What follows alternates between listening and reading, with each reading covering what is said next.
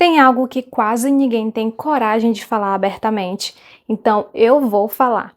Nós estamos vivendo numa era onde os papéis se confundem e certas conversas viraram território proibido. Um exemplo claro é quando alguém toca no passado íntimo de uma mulher. Se for um homem, ele é chamado de inseguro. Se for ela quem evita o assunto, dizem que é sinal de empoderamento. Mas a verdade, aquela que quase ninguém assume, é esta: a história íntima de uma mulher ainda tem impacto, sim.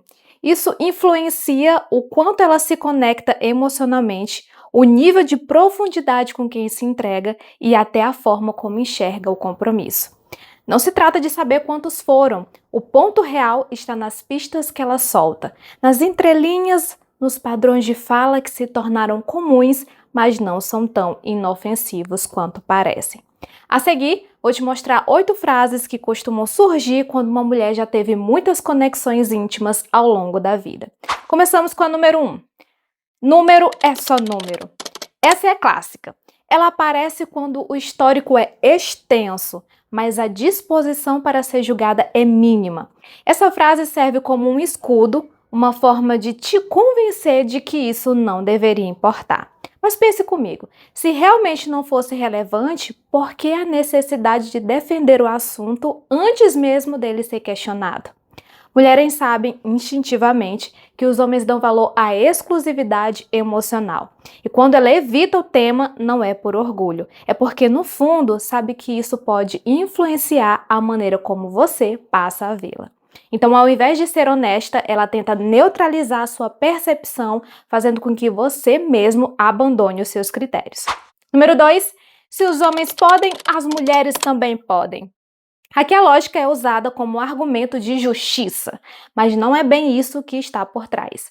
Essa fala não busca equilíbrio e sim apagar as consequências naturais da diferença entre homem e mulher. Ela quer a liberdade de viver várias experiências sem se apegar e ainda ser vista como alguém de alto valor. Só que tem um detalhe importante, hein? A biologia emocional não opera dessa forma.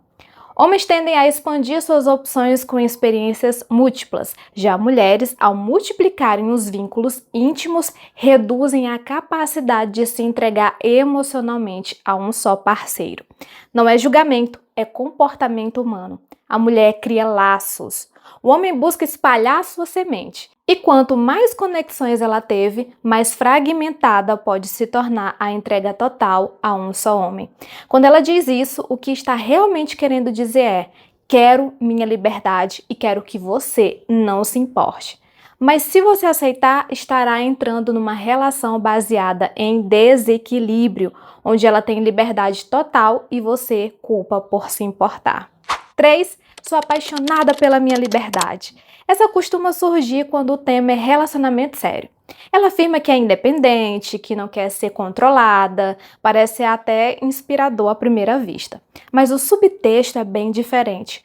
O que ela realmente quer é a sua presença emocional sem o peso do compromisso. Ela deseja viver como solteira, mas com os benefícios da sua estabilidade emocional.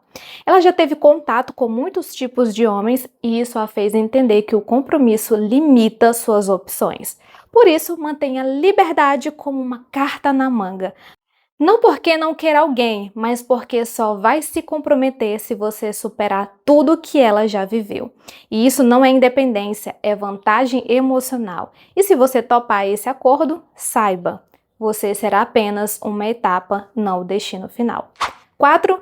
Intimidade não significa tanto para mim. Essa frase à primeira vista pode soar como desapego, mas na verdade é um sinal dentro de que algo dentro dela se apegou. Não estamos diante de uma mulher confiante, e sim de alguém emocionalmente exausta. Essa desconexão não surgiu do nada. Ela foi construída camada por camada ao longo de experiências repetidas. A ciência explica. Toda vez que uma mulher vive uma conexão íntima, o cérebro libera oxitocina, o chamado hormônio do vínculo. Mas quando esse laço se quebra muitas vezes sem envolvimento afetivo, o organismo aprende a se proteger. E para não sofrer, ele desliga o botão da sensibilidade. E por isso que ela passa a tratar a intimidade como se fosse algo comum, quase que banal, como um aperto de mão. Então, quando ela diz que isso não tem tanto valor, não é porque esteja empoderada, é porque está anestesiada. E o mais assustador, ela já se acostumou com essa dormência emocional ao ponto de conseguir se deitar com qualquer pessoa e não sentir absolutamente nada depois. Isso não é força, é o resultado de um desgaste profundo que ela não quer ou não consegue encarar. 5. Não me arrependo de nada. Aprendi com cada experiência. Aqui o discurso muda de tom, ela veste um manto de maturidade e diz que tudo que viveu a fez crescer. Cada erro vira aprendizado, cada escolha precipitada é rebatizada de fase de evolução, mas olhe com atenção. O que está acontecendo na real é uma espécie de reforma emocional. Ela transforma decisões impulsivas em marcos de superação, encontros vazios em lições de vida, mas não é exatamente honestidade, é estratégia. Por quê? Porque se ela dissesse com clareza que muitas de suas escolhas vieram de carência, rebeldia, necessidade de afirmação, vingança ou puro tédio, você poderia sair correndo. E ela sabe disso. Então, ao invés de abrir o jogo, ela embrulha tudo com frases bonitas, termos terapêuticos e um discurso de autoajuda que mascara a verdade mais crua. Nem tudo foi aprendizado. Algumas coisas foram apenas escolhas ruins. 6. Todo mundo tem o passado. Essa frase só entra em cena quando o que ficou para trás é difícil de engolir. Ela não está apenas tentando seguir em frente, está fazendo um teste silencioso com você. Quer saber? Você vai ser aquele cara que finge que não viu? Vai tapar os olhos e dizer que não se importa? Vai ser o único entre tantos que aceitam que os demais rejeitaram? O que parece uma tentativa de superação é, na verdade, uma operação de reparação de imagem. Ela deseja um novo começo, mas sem precisar mostrar que aprendeu ou mudou. Ela quer apagar os rastros e, de preferência, sem que você olhe para trás. E se você concorda com isso, sem questionar, ela percebe imediatamente.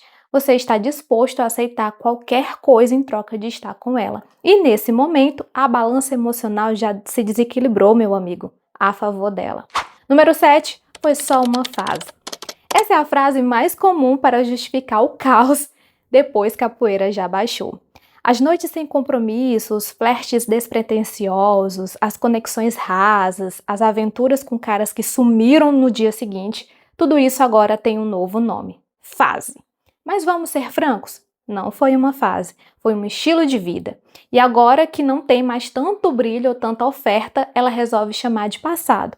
O que está acontecendo aqui não é revelação, é reposicionamento. Ela quer se reposicionar como alguém pronta para algo sério, agora que já viveu o que queria ou o que achava que queria, mas o desejo por estabilidade muitas vezes não nasce do amadurecimento e sim da ausência de opções. O ciclo agitado perdeu o apelo, o jogo virou cansaço e o que antes era liberdade agora virou um pedido de compromisso. Ela quer o papel de mulher para casar, depois de ter se esgotado como a garota das aventuras. E o problema é que ela quer que você veja essa mudança como uma evolução, quando talvez seja só um novo rótulo para uma versão antiga, só que agora embalada com mais cuidado. Número 8, não me apego com facilidade.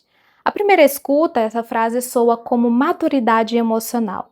Ela diz com serenidade, como se estivesse apenas protegendo o próprio coração, como se tivesse total domínio sobre os sentimentos. Mas a verdade é bem mais profunda e mais dolorosa. O desapego dela não é fruto de equilíbrio, mas de exaustão. Ela não tem dificuldade de se apegar, ela não consegue mais. O motivo? São anos acumulando experiências vazias, conexões sem alma, intimidade sem reciprocidade. Tudo isso reconfigura o cérebro, silencia os laços afetivos, dessensibiliza. A mulher foi feita biologicamente para se conectar por meio da intimidade E isso é uma resposta natural do corpo e da mente. Mas quando isso é repetidamente vivido sem significado, o sistema emocional reage como autodefesa. Ele se fecha. Então, quando ela diz que não se apega, o que ela está dizendo por trás é: já vivi tantas entregas que não levaram a lugar nenhum, que eu precisei desligar a parte de mim que se conectava. Se você busca algo casual, ela pode até se encaixar. Mas se deseja profundidade, vínculo e verdade, talvez ela não consiga mais acessar esse lugar dentro dela. As frases mais perigosas não vêm acompanhadas de alertas. Elas não gritam, não assustam, não levantam bandeiras vermelhas. São normais, repetidas, culturais.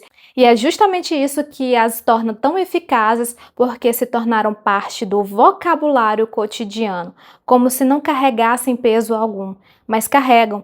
Por trás de cada uma delas há uma história que não foi contada, uma dor que foi camuflada, uma verdade que foi suavizada até se tornar aceitável.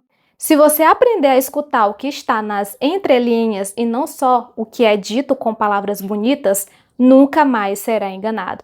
Se esse vídeo te fez refletir, então já vale aquele like, se inscreve aqui no canal, o que você está esperando para se inscrever? Se inscreve agora mesmo, isso ajuda demais o conteúdo a chegar em mais pessoas que precisam ouvir isso.